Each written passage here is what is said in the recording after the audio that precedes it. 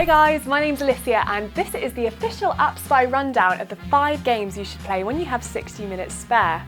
It's a common misconception that all mobile games are designed to play in short bursts. Mobile games come in all shapes and sizes, and with evolving technology meaning that most phones pack the same power as a last-gen console, there are some games looking to be more than just another Flappy Bird.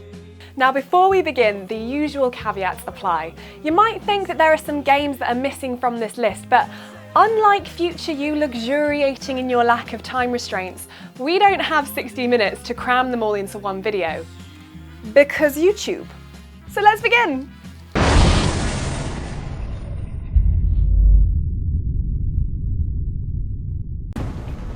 First up, we have a game that we've been particularly jazz hands about since its launch back in 2012.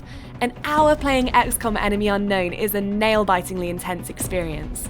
The action strategy game tasks you with leading a group of soldiers into increasingly complex operations, as well as maintaining a sprawling hive of military bunkers and playing diplomat in a political web of war. A single wrong move either on the base or the battlefield can spell disaster.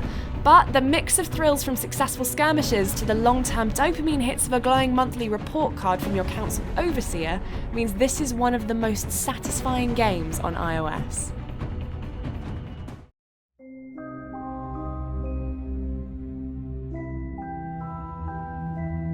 The Room games are a series of tappy, twisty puzzle adventures that were designed to celebrate every aspect of mobile touchscreen controls.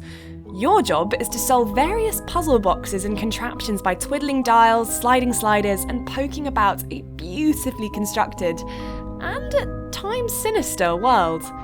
The Room 3 is the latest instalment in this series, and it runs smoother than a greased-up cheetah. If you love puzzles and have time on your hands, you'd be mad not to lock yourself into The Room.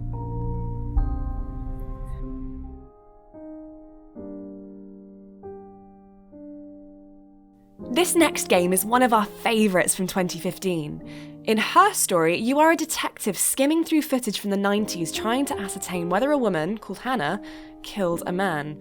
It's a game you have to play with a pen and paper, noting down clues and leads as you sift through a database watching videos of interviews. It's incredibly compelling and ridiculously fun, but don't play it on a long-haul flight to Boston like I did. You'll get weird looks from your neighbour as you make spider diagrams in red pens scribbling murder, body, and weapon in your seat.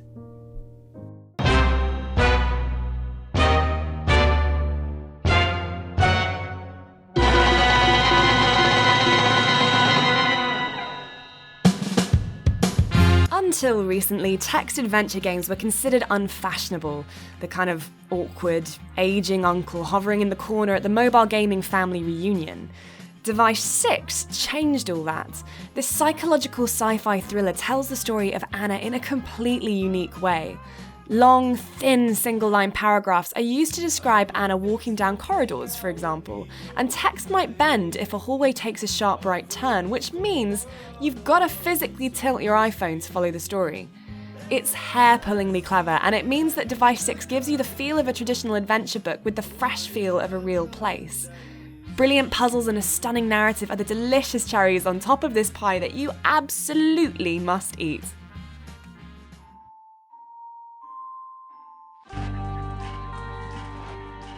Super Brothers Sword and Sorcery is an adventure game that follows the quest of a character known only as the Scythian as she collects 3 pieces of the Golden Trigon.